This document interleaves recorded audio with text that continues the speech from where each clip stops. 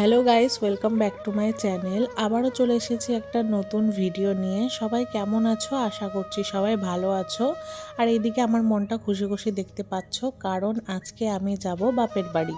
সেই জন্য সকাল সকাল স্নান করে নিয়েছি। অন্যান্য দিনেও আমি সকাল সকালই স্নান করে নিই, আজকে একটু বেশি তাড়াতাড়ি করেছি। তোমরা তো জানোই আমার 7 মাসের স্বাদ হয়ে গেছে, এখন আমার 9 মাস চলছে। আজকে আমার মা আসবে আমাকে নিতে, মায়ের সঙ্গে যাব ওই বাড়িতে, তারপর ডেলিভারি হয়ে কিছুদিন ওখানে থেকে তারপর এই বাড়িতে আসবো। আজকে বাইরে বেরিয়ে দেখছিলাম গাছে কত সুন্দর সুন্দর ফুল হয়েছে, আর এইদিকে দেখো হলুদ ফুলটার কলিটা অনেকটা বড় হয়েছিল আর এত সুন্দর লাগছিল। এইদিকে একটা লাল রঙের গোলাপেরও ফুল হয়েছে। বাইরে বেরিয়ে আমি গাছগুলো দেখছিলামই, তখন দেখলাম লক্ষ্মী এলো। ও অনেকদিন পর এসছে, সেই জন্য ওর সঙ্গে একটু গল্প করছিলাম। আমি এবার আজকেই চলে যাব, ওও নাকি ওর দাদু বাড়ি আজকে যাবে। এইদিকে দেখো এই ফুলটা কি সুন্দর হয়েছিল, এই ফুলটা আমার খুব ভালো লাগে। আমি চলে যাব বলে এদিকে জ্যাকলিরও মন খারাপ, ও মন খারাপ করে এখানে শুয়েছিল। তারপরে ওর সঙ্গে একটু গল্প করলাম, তাও দেখো কেমন যেন ঝিমিয়ে রয়েছে। ওই জ্যাকলিন না একটা নতুন বন্ধু হয়েছে, মাঝে মাঝে ওর সঙ্গে দেখা করতে আসে। এতক্ষণ তো ল্যাদ খেয়ে শুয়েছিল, যে ওর বন্ধুটা এসেছে আর দেখো বাইরে কেমন দেখতে গেছে। ও সবসময় এখন গেটের এখানেই দাঁড়িয়ে থাকে ওই বন্ধুর সঙ্গে দেখা করার জন্য। ওকে যতই বাড়ির ভেতরে যেতে বলা হোক না কেন, ও কিছুতেই যেতে চায় না, ওকে বকে বকে বাড়ির ভেতরে নিয়ে যেতে হয়। ওই দিকটায় দেখো আবারও গিয়ে দাঁড়িয়ে আছে ওই গেটের ওখানটায়। ডাকলাম তবুও আসছিল না। আসলে ও বাড়িতে একা একাই থাকে, তো বাইরের কোনো কুকুর দেখলে ও খুব খুশি হয়, কিন্তু আমরা বাইরের কুকুরের সঙ্গে ওকে বেশি মিশতে দেই না। আর এইদিকে দেখো ওর আনন্দের ঠিকানা নেই, এত আনন্দ পেয়েছে ওই বাইরের কুকুরের সঙ্গে দেখা করে। এদিকে আবার জ্যাকলি একটু আমাকে আদরও করে দিচ্ছিল, ও আমাকে অনেক বেশি ভালোবাসে। ওকে দেখে সবাই ভয় পায় ঠিকই, কিন্তু ও কিন্তু কাউকে ভয় দেখাতে চায় না, ও সবাইকে ভালোবাসে। এইবারে আমি ওকে অনেক দিনের জন্য ছেড়ে যাচ্ছি, তো আমারও মনটা খুব খারাপ লাগছিল। অনেক দিন ওর সঙ্গে দেখা হবে না। আমি ওই বাড়িতে গেলে ওর সঙ্গে মাঝে মাঝে ভিডিও কলে কথা বলি। এইদিকে সমস্ত কিছু গোছানো হয়ে গেছে, ব্যাগটাক রেডি করে রেখেছি। দুপুরে খাওয়া দাওয়া করে তারপর মা আসবে, মায়ের সঙ্গে চলে যাব। ওইদিকে মা রান্না করছিল, আমি চলে এলাম একটু দেখার জন্য যে কি রান্না হচ্ছে। এখানটায় আলু দিয়ে মাছের ঝোল রান্না হবে। আজকে আরো একটা সুন্দর জিনিস রান্না হবে। এই দেখো এই পুঁয়ের বীজগুলো, এই বীজগুলো না মা ভাজা করবে।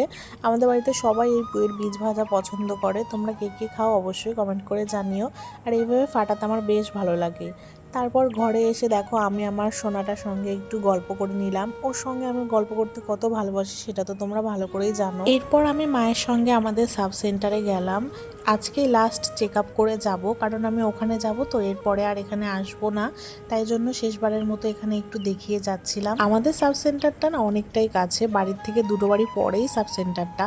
তাই জন্য হেঁটে হেঁটে চলে এলাম এখানে। এখন লাস্ট চেক আপ করিয়ে বাড়িতে গিয়ে খাওয়া দাওয়া করে তারপর মায়ের সঙ্গে যাব। আমাদের সাব সেন্টারে যে আশা দিদিগুলো আছে না, ওরা খুবই ভালো, আমার সঙ্গে খুব ভালো ব্যবহার করে।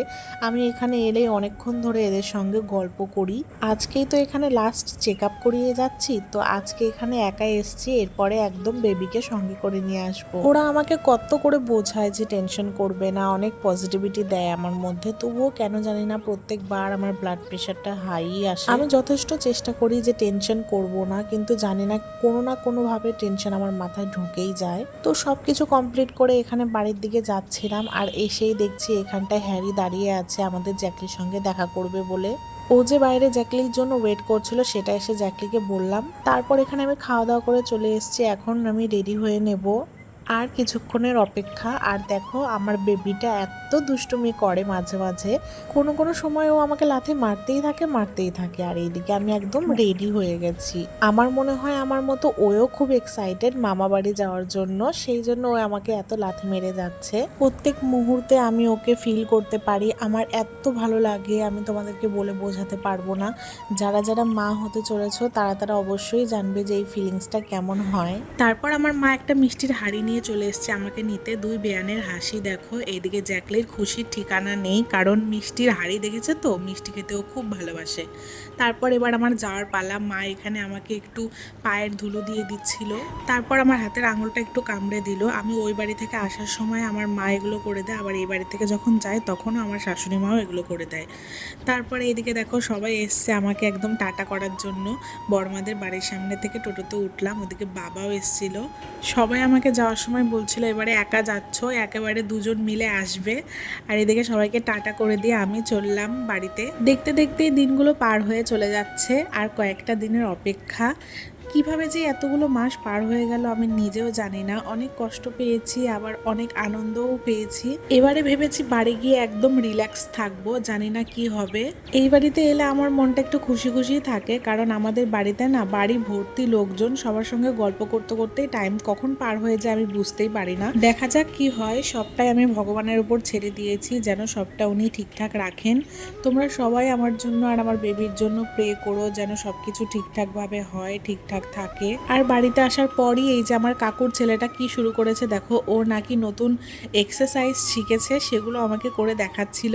তারপর বাইরে না থেকে বাড়িতে চলে এসেছিলাম, কারণ সন্ধ্যাবেলা করে এখন বাইরে থাকা যায় না। বাড়িতে এসে খেলাম কুল।